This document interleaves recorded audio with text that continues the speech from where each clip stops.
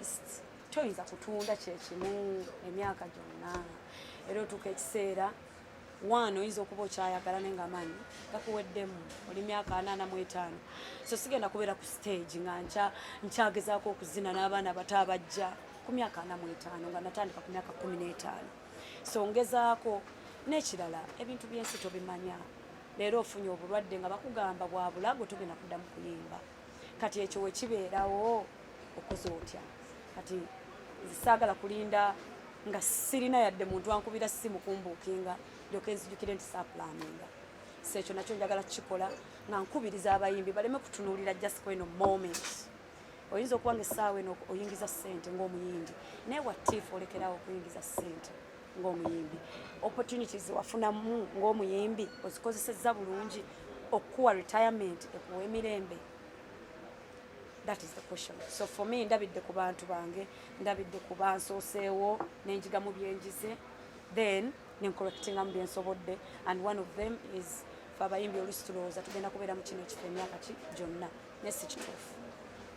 So netegekera mu myaka gijja, but also not just for me, nga we nabagambye nze wendi wano siri bubi sobola okugamba omanyi ki kankireke nenze saatondebwa bwentyo sisobola kukireka.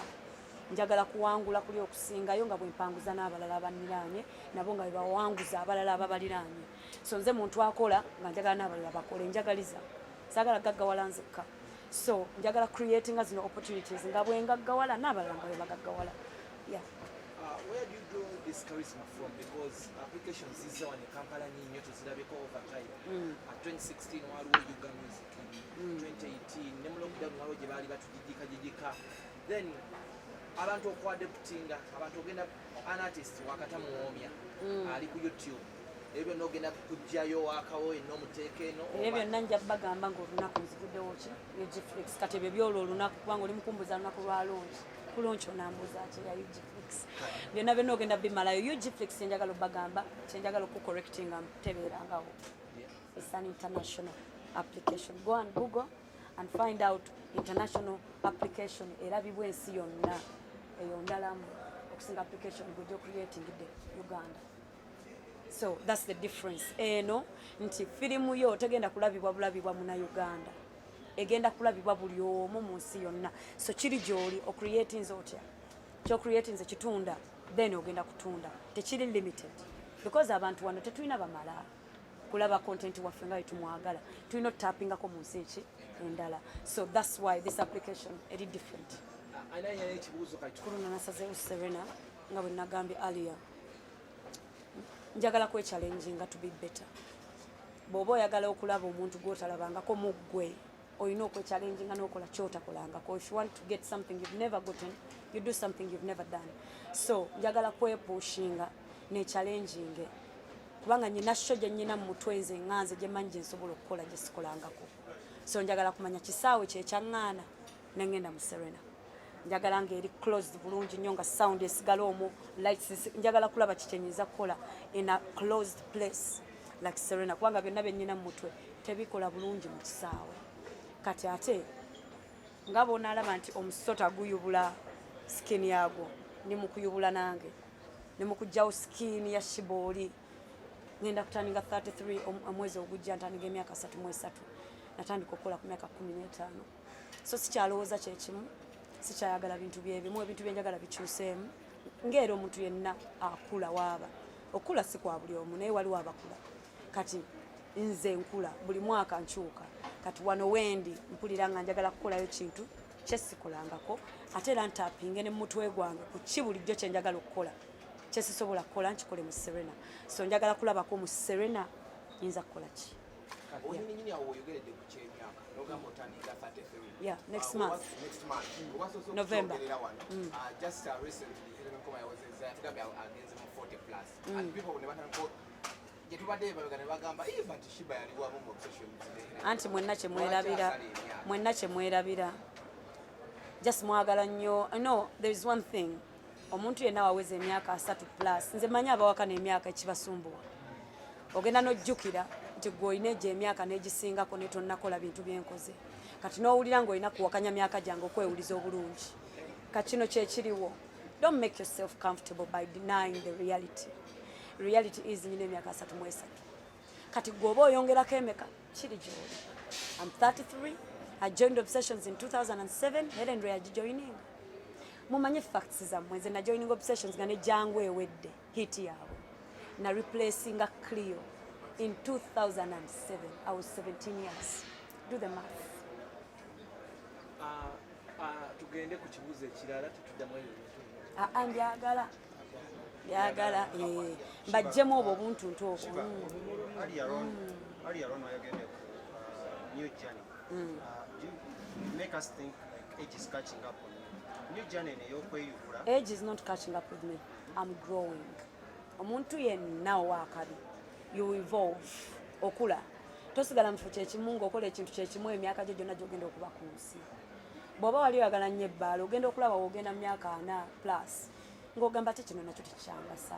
Bw'oba wali mwenzi nnyo ng'omusajja ng'ogamba bannange abakazi bo mbadde nabo naye banzimbye. So bakiyita kukula. Si myaka to chase you but to grow up. Omanyi abantu bangi bongerako emyaka naye tebakula. So for me I'm talking about growth and maturity. So nkuze ebintu bye njagala binene. Njagala ebintu bingi naye bibanyonnyola temuyinza kitegeera. Nyina eryato limu nenjagala obwato nga 3 nga buli butwala abantu 10 ebyo nanyina obikolerera ate siyinza kukola bintu bye bimu okufuna bye sifunangako nyina okyusaawo. Okay, right there omuntu nga fana mawulire n'abantu bafanze banyagadde okwebuuza. This comes at a point when you'll be falling with your former manager actively.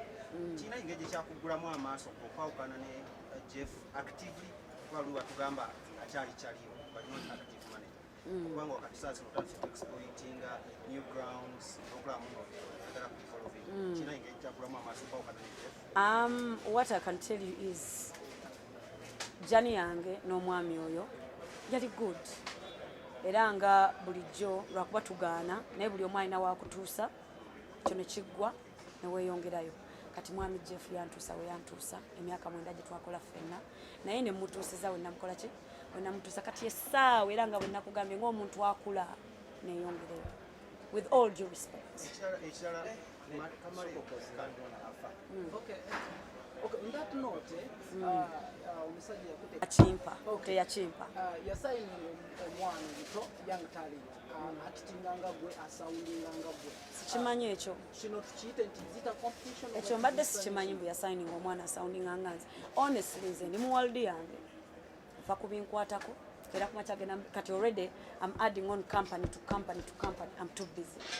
So ebintu ebimu sibimanya ate era ebintu ebimu tibimalira nnyo budde nga bwe nnabagambye abawagizi tulina bangi era omwana oyo gwe yasayininga asobola ofuna abawagizi be ali nange nensigaza abange tewali nnyo kyetulwanira wange buli omu akola omulimu gwe afune kyalina okufuna. Kyagala okugjayo nti kiringa wonaakwata si ku kyakutorekodi nti n'okwata replica.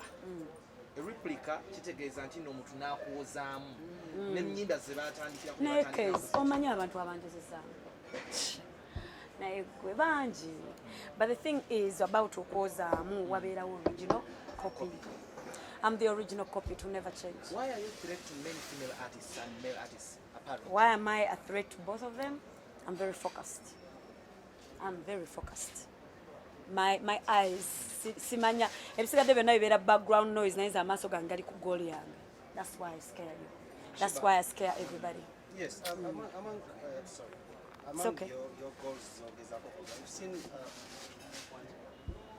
we've seen so many artists right now about AGO, 30, 25, 28 plus. Now, some of their goals is family.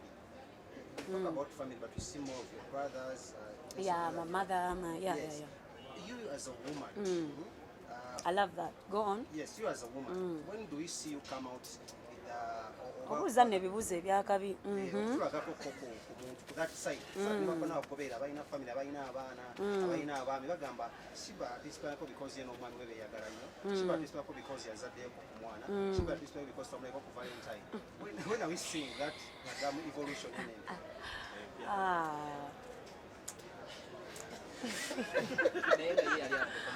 This is the thing. Mwe temwawula privacy n'obutaba na bulamu. Kati mwe mulowooza because sibalaga sibagamba nga bimwamanyiira kyoba obulamu sibulina mbulina se mbulina bulungi nnyo nyina programu yange nze muntu wa planinga nze nava mu family nga mugana wange yafumbirwa nga wa myaka 15 ne bamuwa omutwalo akameeza nga tolerako maama w'ettaano alina abaana bataano. I'm the last born. Mugana wange omulala ali awo Isma is an engineer. Bwenzirako aliwo amuddako ne muddako tannazaala. Okay? Is almost 36. Baganda bange abasatu bonna bazadde abaana baabwe bonna tubaweerera tubalabirira tetulinaako ki buzibu. Naye ffe nga ffe omanyi mu family mubeeramu the blessed ones. Ffe tukyatereeza family yaffe ne legacy yaffe ne gye tuvanga we nakugamba saagala kula bugagga bwa leero njagala n'abaana b'abaganda bange babusangewo bagamba anti waffe oyo omulaba ne gw'otaalaba eyaleka akoze kino ekyo toyinza kikola nga topulaninga. Waliwo bazaala nga bato mukama n'abayamba ne bazaala nga bato bagenda otandika business nga bakola ki bazaala dda. Nze unfortunately nasalawo nsooke business then after when figuring out ngamba nti eno essaawa entuufu gende mu kuzaala because trust me okuzaala kya butonde bwa mukyala buli mukyala okujjako nga just Katonda yagaanye ate ng'ennaku zino buli kimu kisoboka omukyala wakuzaala anytime. Just waliwo ffe abakyala ab'enjawulomu titwepulaningira ddira okola ki ddira ozaala. Nze ninga omwami ninga omusajja in a way of thinking temumala gazaala ate era we mmala gazaala mmanyi mmwe lwaki mmala gazaala oluusi si mmwe mutuula ne kati nze bwenzaala egyo emyaka 2 gikoze ki gifudde kati saagala kugitta naye bwe nnatuka ne mpulira nga newenjitta tekinkosa nja kugitta but saagala tambulira ku society munteeke ku pressure nzaale okubalagako mbunzaala sigenda ekyo kikola but I will have kids because I love kids so much. Naye ekya family kyo togenda kiraba sigenda fumbirwa saagala balimba nnyo. Ogenda zaala ate nga tofumbirwa? Of course kozi bameka abazaala nga tebafumbiddwa mbu kive nnyo nze ngenda okusooka okikola. Be realistic nedda mukwano nze ndina kyeyombekedde nedda mukwano kawondo kakubye eddinisa gwe balowooza ne bamutwala mu muzigo nze neezimbira kiba kitegeeza nsazeewo ani gwe nzaddemu ate ekyo nakyo tekisoboka. Ojafuna musajja wakuzaala nedda taata njafuna musajja nga ntegeera ayinza n'okuba already waali nga ntegeera ategeera flow yange ngamba mukyala wange onomulaba byobufumbo si byali kati nange saanoonya bufumbo abasajja gye bali nga nabo obufumbo si bwe bakola ki naye ate nga ajja kwagala mukyala we naye ng'abeera wuwe nawe ng'obeera wuwo. So wali buli mukazi alinayo bbaawe olw'embeera ze. There is a man for every woman and there is a woman for every man. So waliyo omusajja alinga nze agenda okuntwala. Another question that like ebibuuzo bibiri zanako mwe stressing okay mu getting out of my ovaries, that's it. Get out of my ovaries muzireke zijja ku functioning arrange zero. Get out of it. Nekirala njagala mu respecting njagenda kwogera ku kino briefly. Mulekera oteeka abakyala ku pressure y'okuzaala lwaki tomanya struggle gyayitamu ojjateeka omukyala ku pressure nga abadde agezaako emyaka 4 gwe tomanyi kyoli mumukola omukutula buli womuteeka ku ki. So eyo topic mugiraba mugirekenga omukyala asalewo akola ki azaale lwasazeewo kola ki. So it's a very sensitive topic nze mukimbuuza nenkiddamu because I'm okay with it but it won't be okay for every woman. Sometimes ojja kwogera n'omukyala ng'abadde astrugglinga oba abaana be bavaamu naye nga gwe tomanyi. So eyo topic mugirekera abakyala.